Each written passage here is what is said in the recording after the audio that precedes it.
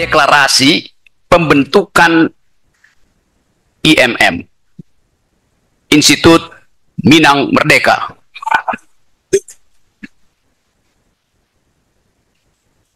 Karena yang diuraikan adalah semacam protes politik berbasis pengetahuan akademik. Saya juga baru tahu bahwa 1956 Buya Hamka mendirikan sekolah ini dengan berbasis pada filosofi, karena itu disebut falsafah dan hukum masyarakat. 1956 Buya Hamka tidak pernah lulus sekolah hukum, tidak pernah punya gelar profesor doktor, tapi dia punya pengetahuan tentang filsafat dan hukum. Kenapa begitu? Karena Buya Hamka tidak memakai cincin berlian. Jadi Anda bayangkan, seseorang bisa memprediksi bahwa akan ada kekacauan di 2024 kalau hukum itu tidak diasuh oleh ibunya, yaitu filosofi. Nah, itu yang terjadi di Mahkamah Konstitusi. Sekedar mendalilkan, tetapi tidak tahu konsekuensi dari dalil itu. Saya lanjutkan sedikit kuliah ini. Seringkali dan selalu dalil para pengacara, 02 terutama, di Mahkamah Konstitusi, memakai prinsip bahwa hanya hukum positif yang boleh menjadi acuan pertengkaran di Mahkamah Konstitusi. Kan itu kan, hukum positif. Jangan pakai filsafat, apalagi filsafat yang dianjurkan oleh Rocky Gerung. Apa itu hukum positif? Kita di Indonesia memakai hukum positif, mengenal hukum positif melalui doktrin Hans Kelsen. Anda baca tentang itu. Hans Kelsen, orang Jerman, yang mendalilkan bahwa ayat tidak boleh bertentangan dengan ayat di atasnya. Ada Stephen Baum modeling di situ. Itu disebut hukum positif. Jadi hanya boleh diuji berdasarkan konsistensi antar ayat. Ayat pidana, ayat perdata, ayat konstitusi, kan itu namanya. Dan judul buku itu Pure Theory of Law. Yang salah diterjemahkan di dalam bahasa Indonesia. Pure Theory of Law. Bukan Theory of Pure Law, tapi Pure Theory of Law. Teori murni tentang hukum. Itu bahasa Indonesianya itu. Dan di situ dimulai kekacauan cara berpikir kita tentang hukum. Seandainya saya terangkan pada si pemilik cincin bahwa Hans Kelsen yang dipelajari oleh dia itu adalah murid dari Immanuel Kant yang filsuf besar dunia. Mungkin cincinnya langsung cair, copot. Hans Kelsen menulis Pure Theory of Law mengikuti gurunya Immanuel Kant yang menulis buku Pure Thought, Pure Reason, akal murni. Dan Immanuel Kant adalah seorang filsuf. Jadi Hans Kelsen itu neo-Kantianism. Kalau istilah yang saya ucapkan, si Raja Cincin nyari ke Google. Dan dia akan tanya pada Wendra, apa benar begitu? Jadi bayangkan misalnya, orang belajar hukum tanpa belajar genealogi dari prinsip-prinsip hukum yang adalah filosofi. Tapi kita abaikan aja itu, karena itu meladeni kedunguan itu sama dengan berupaya untuk menghasilkan ketidakbenaran, itu dasarnya tuh. Nah, kita ingin hari ini kita coba bahas hal-hal yang menyangkut masa depan negeri ini, yaitu dengan tema dinamika politik hukum pada proses sirkulasi kekuasaan. Dinamika politik hukum. Saya senang ada di Muhammadiyah, karena di Muhammadiyah kita dididik untuk bertengkar. Muhammadiyah, mungkin saya udah kasih kuliah di separuh dari Universitas Muhammadiyah. Berapa universitas sekarang? Ada 167. Bayangkan ada 167 Universitas Muhammadiyah. Kalau separuh aja dari dosen di Universitas Muhammadiyah mogok, IQ nasional turun 50%. Fasilitas yang disediakan oleh Muhammadiyah untuk membackup IQ nasional luar biasa. Kalau separuh rumah sakit Muhammadiyah mogok, tidak memberikan pelayanan, rata-rata usia hidup kita turun 50%. Jadi Muhammadiyah menopang dua hal yang diperintahkan oleh konstitusi. Cerdaskan kehidupan bangsa, pelihara fakir miskin. Muhammadiyah menyumbang pada pencerdasan kehidupan bangsa melalui sekolah-sekolah. Muhammadiyah menyumbang pada pemeliharaan fakir miskin melalui rumah sakit-rumah-sakitnya. Dan sampai sekarang pemerintah berutang pada Muhammadiyah karena selama COVID ada 5 triliun uang Muhammadiyah belum dibayar oleh pemerintah. Kira-kira begitu kondisinya. Jadi kita balik pada keadaan tadi yang dicoba diulas oleh Pak Dekan. Apa yang menyebabkan kita gagal berpikir kritis? Terutama dari negeri yang menyumbang pikiran pada bangsa ini. Bukit Tinggi melalui Muhammadiyah menyumbang pikiran. Buya Hamka menyumbang pikiran. Haji Agus Salim menyumbang pikiran. Sultan Syahrir menyumbang pikiran. Tan Malaka menyumbang pikiran. Muhammad Nasir menyumbang pikiran. Jadi semua kelengkapan berpikir ada di kota ini. Kenapa kota ini berhenti untuk mengucapkan kritisisme? Kita mau kaitkan itu dengan sejarah kota ini atau sejarah Sumatera Barat yang mengatakan tidak pada kekuasaan pada Soekarno atau terlampau waktu itu karena ketidakjujuran Jakarta, ketidakjujuran Jawa untuk membagi keadilan. Lalu timbul gerakan untuk protes itu.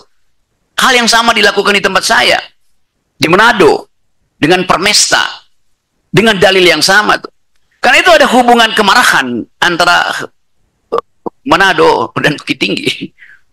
Ada garis kemarahan yang sama. Oleh karena itu saya akan tambahkan kemarahan hari ini.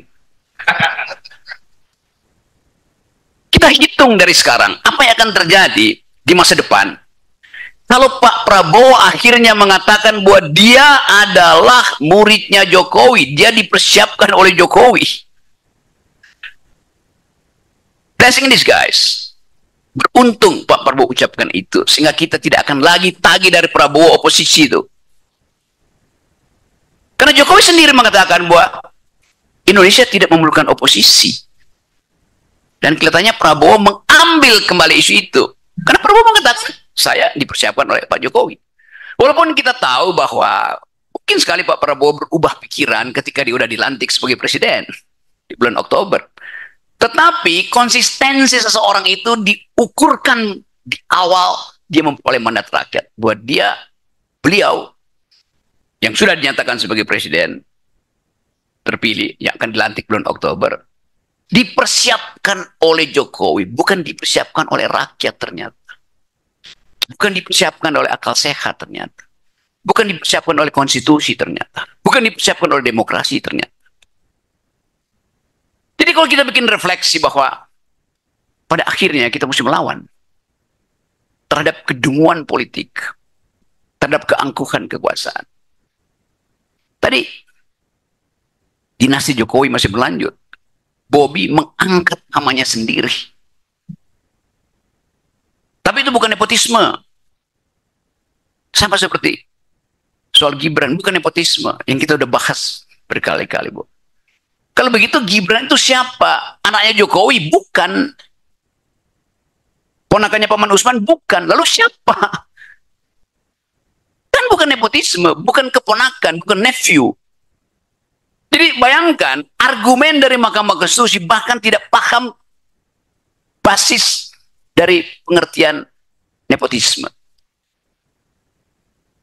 Bahasa Italianya apa? Nipote artinya ponakan.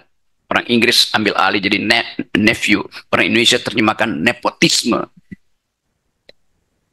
Jadi kedunguan 5 hakim ini terbaca pada ketidakmampuan mereka bahkan untuk mengenali istilah yang paling primer, yaitu kekuasaan. harus dihasilkan melalui kompetisi. Nepotisme tidak ada kompetisi. Oh iya, tapi kan Gibran dipilih oleh rakyat. Dia potong logikanya. Dipilih oleh siapa? Oleh rakyat. Disodorkan oleh siapa? Oleh bapaknya. Kan problemnya disodorkan oleh siapa? Melalui proses yang buruk di Mahkamah Konstitusi itu. Nah, itu yang menimbulkan pertanyaan pada kita. Kalau keadaan ekonomi memburuk, dan pasti memburuk. Sri Mulyani bilang ekonomi akan tumbuh 5% tuh. Ya biasa aja, 5% itu biasa aja. Warung Padang di Jakarta menghidupkan ekonomi 6%. Apakah di situ ada intervensi APBN? Nggak ada. Gojek menaikkan pertumbuhan karena ada interaksi ekonomi antar rakyat. Nggak ada bagian APBN yang menghidupkan ekonomi ini kalau cuma 5%. APBN itu fungsinya menghasilkan lebih dari 5%, 6%, 7%, atau 10% seperti yang dijanjikan oleh Jokowi yang nggak pernah terjadi kan. Jadi coba kita bahas secara lebih teliti bahwa semua yang diucapkan di depan Monas itu omong yang kosongnya paling besar itu. Apa beda antara Jam Gadang dan Monas? Di Jam Gadang kita coba bangun kejujuran. Di depan Monas yang ada adalah kedunguan. Kita sekarang ada di sini depan Jam Gadang untuk menghasilkan kembali Indonesia yang berpikir, Indonesia yang berpikir, yang setajam-tajam pikiran awal dari Republik ini, yang disumbangkan dari Sumatera Barat. Kan surplus pikiran itu yang ada di kita hari ini, kita ingat sekedar sebagai sejarah. Saya balik pada soal tadi, kenapa atau mengapa fasilitas keunggulan berpikir itu berhenti diproduksi dari tempat asalnya, yaitu Bukit Tinggi. Apa yang terjadi sebetulnya? Apakah trauma PRRI itu masih menghantui masyarakat kita? Dulu, mereka yang berpikir tajam pergi ke Jakarta untuk mempengaruhi pikiran nasional berhadapan dengan kolonialisme itu. Hatta pergi bergaul dengan kaum sosialis Eropa dan datang dengan ide koperasi. Tajam sekali idenya itu tuh. Sultan Syahrir belajar filsafat, nggak lulus dari Leiden, tapi dengan logika yang kuat bisa mempromosikan Indonesia di PBB. Semua itu adalah hasil eksodus orang Bukit Tinggi, eksodus Sumatera Barat, pergi bersekolah, balik dengan pengetahuan. Itu dasarnya. Kalau di awal saya Wendra Yunaldi, bagi saya pasti orang Jawa.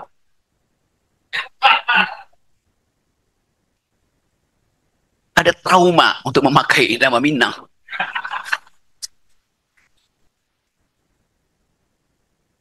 Untuk pikirannya masih Minangisme.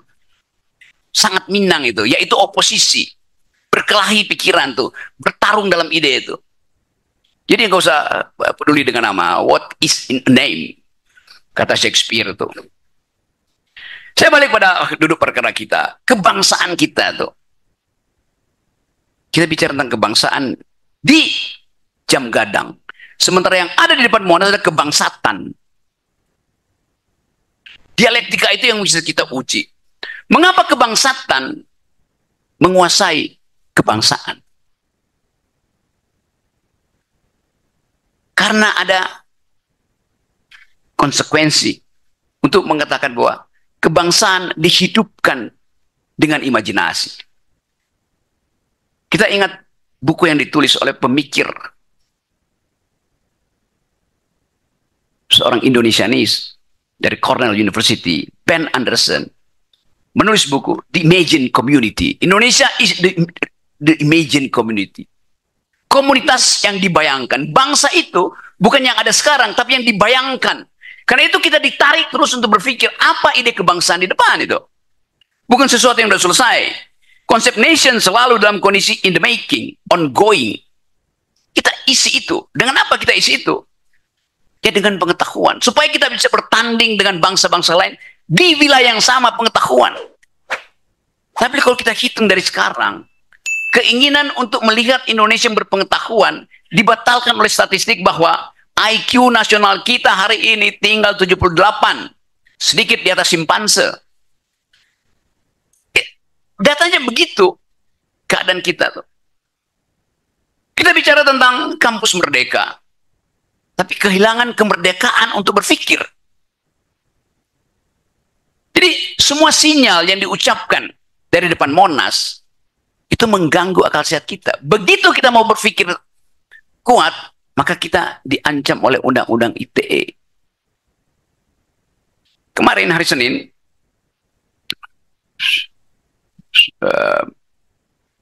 kasus saya diputuskan bebas oleh Pengadilan Negeri Jakarta Selatan.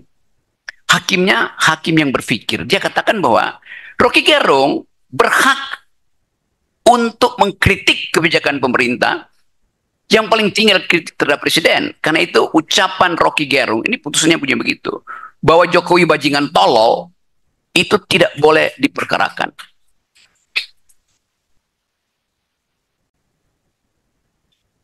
Berarti benar, boleh ucapin. Jadi bayangkan, masih ada hakim yang berpikir rasional tuh. Yang menganggap bahwa ya biasa kritik itu. Kan itu dasarnya tuh. Kan saya mau dijerat dengan hukuman atau didalilkan saya tidak boleh jadi narasumber di semua tempat. Online, offline, nggak boleh masuk TV, nggak boleh kasih komentar pada wartawan segala macam. Kan gila tuh. Itu cuma ada negara fasis di mana orang nggak boleh bicara. Jadi saya akhirnya kembali bisa narasumber, jadi narasumber bicara di sini. Yang tadinya nyaris jadi narapidana. Jadi kita percaya bahwa tetap ada human condition yang memungkinkan kita mengembalikan fungsi akal. Akal itu hanya disebut akal kalau dia menentang akal yang lain. Kita diberi akal untuk bercakap-cakap secara kritis dengan akal yang lain. Karena itu akal itu nggak boleh dihalangi itu. Yang kita khawatirkan sekarang adalah ke depan, apakah pemerintahan Pak Prabowo juga akan menghormati prinsip akal sehat itu? Itu artinya dia mesti katakan bahwa saya akan memimpin Indonesia berbeda dengan cara rezim Jokowi memimpin Indonesia yang anti oposisi, yang melegalkan pidana pada orang-orang yang berpikir. Itu yang akan kita tagih itu. Tapi mungkin tagihan itu akan terlambat tiba tuh. Karena sangat mungkin juga bahwa sebelum Oktober akan ada krisis ekonomi politik besar di negeri ini. Apa yang diputus di Mahkamah Konstitusi diputuskan dalam kondisi legalitas, sementara legitimasinya dipertanyakan terus oleh masyarakat internasional, terutama saya bicara dengan akademisi, wartawan asing, dan semua menganggap Indonesia ada di dalam jebakan otoritarianisme. Jadi makin lama kita lihat bahwa bangsa ini akan gagal diimajinasikan sebagai bangsa yang beradab, diimajinasikan sebagai bangsa yang berpikir, diimajinasikan sebagai bangsa yang berkeadilan. The imagined community failed for itself karena proses hari ini. Jadi sekali lagi, keterangan-keterangan ini sekedar upaya untuk menghidupkan kembali pikiran dari Bukit Tinggi. Karena itu tadi malam saya katakan bahwa di pusat pikiran baru Indonesia, apa namanya, syarikat, rumah syarikat itu, jadikan rumah syarikat itu sebagai clearing house, tempat membersihkan ide-ide. Hanya dua tiga orang nggak apa-apa. Satu waktu dia akan penuh sesak dan rumah syarikat itu akan berubah menjadi ibu kota pikiran. Tetap ada potensi, tetap ada kesempatan, tetap ada momentum. Dan jangan lewatkan momentum itu. Kita ingin pastikan bahwa ada yang benar yang kita cari dalam hidup ini. Ada yang lestari yang tidak kita pertahankan tuh. Sang surya bersinar. Ngarai Siano lestari. Kita cari yang benar. setiap hari. Terima kasih.